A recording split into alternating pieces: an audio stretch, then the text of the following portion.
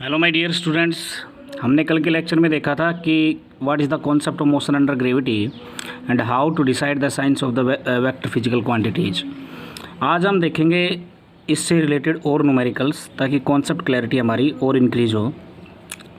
पहला जो क्वेश्चन है वो क्या है कि a ball thrown upwards from top of the tower 40 metre high with a velocity of 10 meter per second. Find time when it strikes the ground and the value of g is given 10 meter per second square. Question कहना क्या चाहता है कि एक ball है एक tower की height है 40 मीटर, उसकी टॉप से उसको फेंका गया है ऊपर, आपको बताना कि कितने टाइम में ग्राउंड से टकराएगी। तो देखिए, जब इसको टावर से ऊपर फेंका गया है तो जो वेलोसिटी की डायरेक्शन है वो ऊपर है, मैंने उसको यू मान लिया क्योंकि इनिशियल वेलोसिटी है, ऊपर की तरफ है तो प्लस साइन ले लिया। अब ये देखिए, जब ऊपर से जब ये नीचे आएगा तो अगर मैं डिस्प्लेसमेंट का फाइनल पॉइंट देखूं, ये तो नीचे रहेगा और इनिशियल पॉइंट ऊपर रहेगा। अगर ऐसा है तो डिस्प्लेसमेंट मैं नेगेटिव लेता हूं, तो एस मेरा कितना है -40। और जो एक्सेलरेशन है ए वो किधर है, नीचे की तरफ है, वो हमेशा टुवर्ड्स द सेंटर ऑफ अर्थ होता है, तो ए मेरा -g हो गया, ये मेरा -10 मीटर पर सेकंड स्क्वायर दिया हुआ है। अब मैं क्या करूँगा, वैल्यू सब्सटीट्यूट कर दूंगा इस Newton second equation of motion में। तो मेरे पास s की जगह -40, u 10, t की जगह t प्लस हाफ, a की जगह -10 t स्क्वायर। जब मैं इसको सोल्व करूँगा तो मेरे पास एक क्वाड्रेटिक इक्वेशन बन जाएगी, -40 = 10t - 5t स्क्वायर। मैं इन सभी वेरिएबल्स को लेफ्ट साइड में लेके आऊँगा तो मेरे पास हो जाएगा 5t स्क्वायर -10t - 40 = 0। अब यहाँ से मैं 5 कॉमन लूँगा तो ये इक्वेशन t स्क्वायर -2t - 8 = 0 में रिड्यूस हो जाएगी। अब मैं -2t को लिख सकता हूँ -40 + 2t, बिकॉज इस दोनों का सम कितना रहेगा -2t, ये -8 = 0। अब यहाँ से देखिए प्यारे बच्चों कि अगर मैं इन दो टर्म में से t कॉमन लूँ तो यहाँ पे क्या बचेगा, t - 4 + 2, यहाँ पे t - 4 = 0, तो यहाँ पे क्या रहेगा t - 4 और t + 2 = 0। तो यहाँ से t कितना आ जाएगा, -2 और 4। अब ये देखिए, जो टाइम है वो माइनस में तो पॉसिबल होता नहीं है, तो that is not appropriate answer, so our final answer is 4 second. अब देखो प्यारे बच्चों, इसमें जो मेन कॉन्सेप्ट यूज हुआ इस क्वेश्चन में वो हुआ केवल साइन कन्वेंशन और Newton second equation of motion. अगर हमें इस मोशन अंडर ग्रेविटी में ये क्लियर कट आइडिया रहता है कि मैं साइन कैसे लेना है तो क्वेश्चन आसानी से निकल जाएगा। अब ऐसा ये क्वेश्चन, सेम क्वेश्चन, लेकिन क्वेश्चन का जो स्टेटमेंट है वो बिल्कुल अलग। देखते हैं, a balloon is at height of 40 metre, वहाँ पे टावर था, अब यहाँ पे बैलून है, is ascending with the velocity of 10 metre per second. Balloon अभी ऊपर की तरफ चढ़ रहा है, वेलोसिटी 10 मीटर पर सेकेंड, तो इसका मतलब बैलून का एक्सेलरेशन 0 है। A bag of the 5 kg weight is drop from it, when will body और bag you can say reach the surface of earth. Given है g = 10 metre per second square. देखिए, पहले वाले क्वेश्चन में मेरे पास क्या था, टावर था, अब मेरे पास क्या है, बैलून है, बैलून ऊपर की तरफ जा रहा है और वहाँ से मैंने 5 kg का बैग रिलीज कर दिया नीचे की तरफ। जैसे मैं रिलीज करूँगा तो अर्थ अपने सेंटर की तरफ उसको खींचेगी, नीचे की तरफ चल के आएगा वो। अब बात क्या है कि इसमें जो एक इम्पोर्टेंट पॉइंट है ऐसे बैलून वाले क्वेश्चन में, कि जब बैलून ऊपर की तरफ चल रहा होता है ना, तो जिस टाइम के ऊपर मैं किसी भी स्टोन या बैग या बॉल को रिलीज करता हूँ तो उसकी इनिशियल वेलोसिटी वही होती है जो बैलून की होती है, और डायरेक्शन भी बैलून की डायरेक्शन में ही, बैलून की मोशन की डायरेक्शन में ही होती है। तो इसका मतलब जो बैग मैंने गिराया उसकी इनिशियल वेलोसिटी कितनी हो गई, 10 मीटर पर सेकेंड, किधर की तरफ, ऊपर की तरफ। तो that is the main concept in balloon type of questions. So now my dear students, now let's see how we will solve this question. The initial velocity of the bag will be same as that of the velocity of balloon, ये हमेशा ध्यान रखना। ये देखिए, ये ground है और ground से जब बैलून 40 मीटर ऊपर चला गया तब एक बैग को मैंने रिलीज किया। 5 kg का बैग था, मास से कोई लेने देना है नहीं टाइम में, क्योंकि जो टाइम टेकन होता है that is independent of the mass. अब यहाँ से देखिए, अब यहाँ पे क्या रहेगा कि ये जो u है, u = 10 मीटर पर सेकेंड, ये इतनी वेलोसिटी से बैलून ऊपर की तरफ जा रहा है। तो वही बात है, मेरे को तो टाइम निकालना है किसका, जो मैं यहाँ से जो बैग रिलीज करूँगा और वो नीचे की तरफ जब आएगा वो टाइम निकालना है। और बैग मैंने कब रिलीज किया, जब बैलून ग्राउंड से 40 मीटर ऊपर है। तो वही सीधी सी बात है, अगर मेरे पास डिस्प्लेसमेंट है, इनिशियल वेलोसिटी है और टाइम निकालना है तो Newton second equation of motion मेरे लिए रामबाण का काम करेगा। तो ये देखिए, यहाँ से s क्या हो जाएगा, -40 हो जाएगा, u मेरा 10, t - ½ g। अब g देखिए, यहाँ पे देखिए मैं पहले से माइनस साइन यूज़ कर चुका हूँ, तो इसलिए मैंने यहाँ पे जी का -10 नहीं रखा। अगर आप यहाँ पे प्लस यूज़ करते तो जी को -10 कर देते। S -40 क्यों हुआ? क्योंकि जो बैग आएगा वो तो ऊपर से नीचे की तरफ आएगा ना, तो जो नीचे वाला तो फाइनल पॉइंट हो गया, फाइनल पॉइंट नीचे हो गया, इनिशियल पॉइंट ऊपर हो गया, तो मतलब डिस्प्लेसमेंट की डायरेक्शन किधर हो गई? नीचे की तरफ। अब डिस्प्लेसमेंट की डायरेक्शन नीचे की तरफ हो गई तो डिस्प्लेसमेंट नेगेटिव। अब यू देखिए, यू मैंने 10 + 10 लिया, क्यों लिया? बैग तो मैंने नीचे की तरफ फेंका है, लेकिन बैलून किधर जा रहा है? ऊपर की तरफ जा रहा है। अब ये देखिए, जिस टाइम पे इनिशियल वेलोसिटी मतलब just at the time of releasing the bag, उस टाइम पे क्या होता है कि बैग क्या करेगा? Momentarily for the movement will go into the direction of the balloon and then after some time due to the force of gravity it will come towards the centre of earth. तो यहाँ पे ध्यान रखना, यही main important point था। आपको you को plus लेना है क्योंकि बैलून ऊपर जा रहा है। यहीं पे बच्चा गलती कर देता है, इसको माइनस ले लेता है और वो आंसर भी ऑप्शन में रहता है और बच्चा टिक करके आ जाता है। देखिए अब वहाँ पे सेम इक्वेशन बनेगी, यहाँ पे भी t² - 2t - 8 जो पहले वाले क्वेश्चन में बनी थी। दो वेरिएबल मेरे पास आएंगे, वेरिएबल की दो वैल्यू आएंगी -2 और 4, जो मेरा आंसर होगा 4 second. So my dear students, अब जो दूसरे वाला क्वेश्चन था उसमें बैलून जो है कांस्टेंट वेलोसिटी से मूव कर रहा था। अब मैं क्या करूँगा कि बैलून में को एक्सेलरेट कराऊंगा। तो ये देखिए, a balloon rises from rest on the ground with constant acceleration g/8। A stone is dropped from balloon. अब क्या करता है कि एक पत्थर है उसको ड्रॉप कर दिया। When balloon has risen to height of h, find time taken by the stone to reach the ground. ये कहता है कि बैलून अब एक्सेलरेट हो रहा है, एक्सेलरेशन है इस बैलून का g/8, और जब ये हाइट h पे पहुंचता है तो वहाँ से पत्थर गिरा दिया जाता है ना। और आपको बताना है find the time taken by the stone to reach the ground. तो सबसे पहले ये देखिए कि ये जो बैलून, देखिए कॉन्सेप्ट को समझिए, क्वेश्चन को कैसे अप्रोच करेंगे।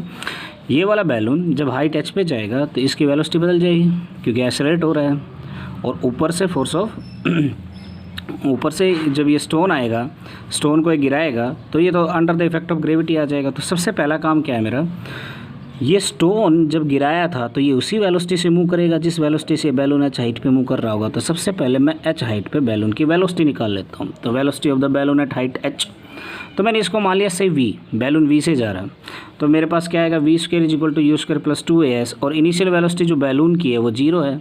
और यहाँ पे देखिए 2a, ये g/8 मेरे बैलून का मान लीजिए एक्सेलरेशन जो इसने दे रखा है ये है। अब यहाँ पे देखिए s मेरा कितना है h, तो देखिए अब g की बजाय इस क्वेश्चन में इसने मॉडिफाई कर दिया कि दिस इज़ योर एक्सेलरेशन, तो g/8, और यहाँ पे s मेरा हाइट कितना हो गया h। तो ये देखिए दोनों ऊपर की तरफ है तो प्लस साइन ले लिया। अब यहाँ से v कितना आ जाएगा मेरा, √gh/2। अब देखिए this velocity of the balloon will be same as that of the stone. भाई जब मैं स्टोन को गिराऊंगा तो जो वेलोसिटी ऑफ द बैलून है वही स्टोन की वेलोसिटी होगी। और मान लेता कि मैं स्टोन ने जो ग्राउंड तक पहुंचने में जो टाइम लिया वो टाइम लिया t। तो अब मेरे पास क्या होगा कि ये देखिए मैं क्या करूँगा कि वही सिंपल इक्वेशन, टाइम निकाल, डिस्प्लेसमेंट दे रखा है, इनिशियल वेलोसिटी दे रखी है, टाइम निकालना, तो Newton second equation of motion रामबाण है हमारे लिए। s हमारे पास कितना हो जाएगा -h, s हमारे पास कितना हो जाएगा -h, क्योंकि जो स्टोन के लिए s निकाल रहे हैं हम, ये स्टोन का s देख रहे हैं और वहाँ से हम टाइम निकालेंगे। तो ये देखिए, ये जब ये स्टोन इधर से इधर ग्राउंड पे आएगा तो डिस्प्लेसमेंट तो ये ना नीचे की तरफ है, तो नीचे की तरफ है तो मैं तो माइनस लूँगा ना, तो -h। u कितना है u, अब बैलून ऊपर की तरफ जा रहा था, और जब बैलून ऊपर की तरफ जा रहा था तो उस टाइम के ऊपर मैंने स्टोन को रिलीज किया, तो मोमेंटरली जो स्टोन की जो इनिशियल वेलोसिटी होगी वो ऊपर की तरफ ही होगी। तो ये जो u था, ये u वही होगा जो बैलून की फाइनल वेलोसिटी थी at height h from the ground, तो √gh/2 जो मैं अभी निकाला हूँ, और ये t मेरे को निकालना है -12। अब देखिए स्टोन का एक्सेलरेशन क्या होगा, बैलून का तो g/8 दे रखा था। अब क्या रहेगा कि स्टोन का जो रहेगा वो under the effect of gravity move करेगा, तो उसका g, और नीचे की तरफ है तो माइनस। अब यहाँ से देखिए जब मैं इन टर्म्स को रीअरेंज करूँगा, इन सारी टर्म्स को लेफ्ट साइड लेके आऊँगा तो मेरे पास ये बन जाएगा। अब यहाँ पे देखिए मैं इस 2 से मल्टीप्लाई कर दूँगा तो final equation will be this.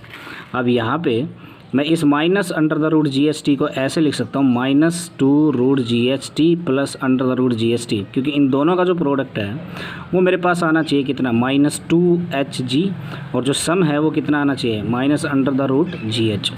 अब यहाँ पे देखिए जब मैं इसको रूट जी और टी को कॉमन लूँगा तो मेरे पास यहाँ पे क्या बच जाएगा, root g t minus 2 root h plus, यहाँ पे मैं पहले ये सेम टर्म लिख लूँगा, ये मैंने सेम टर्म लिख ली और यहाँ से रूट एच कॉमन ले लूँगा, दैट इज इक्वल टू 0। जब मैं पूरा फैक्टराइज करूँगा इसको तो मेरे पास ये आएगा। अब यहाँ से देखिए, यहाँ से जो टाइम आएगा वो नेगेटिव आएगा, तो ये वाला तो हो नहीं सकता, तो ये होगा।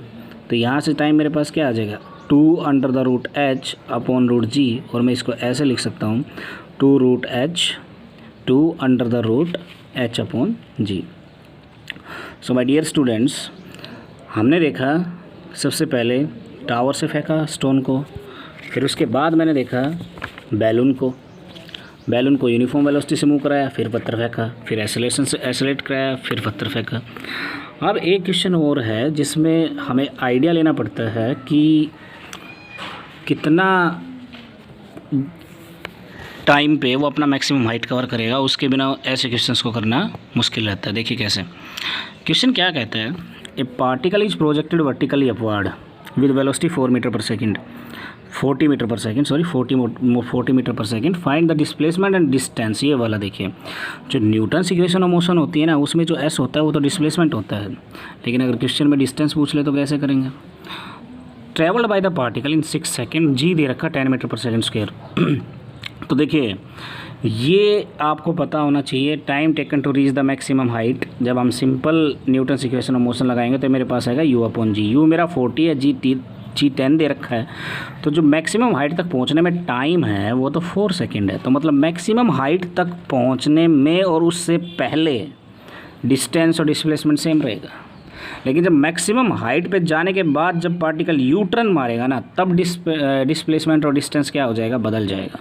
ये देखिए इधर ऊपर जाएगा, मैक्सिमम हाइट पे गया, यू टर्न मारा, बदल जाएगा। तो अब मैं क्या करूँगा, सबसे पहले डिस्प्लेसमेंट अगर मेरे को निकालना है तो उसमें मेरे को कोई मतलब नहीं है इसकी फाइनल पोजीशन कहाँ पे है, कोई लेना देना नहीं है। मैं सीधा न्यूटन्स इक्वेशन ऑफ मोशन लगाऊंगा और आराम से डिस्प्लेसमेंट निकाल दूंगा। जैसे कि ये है, देखिए ये मैंने क्या, S is equal to u t plus half A T square निकाला डिस्प्लेसमेंट के लिए।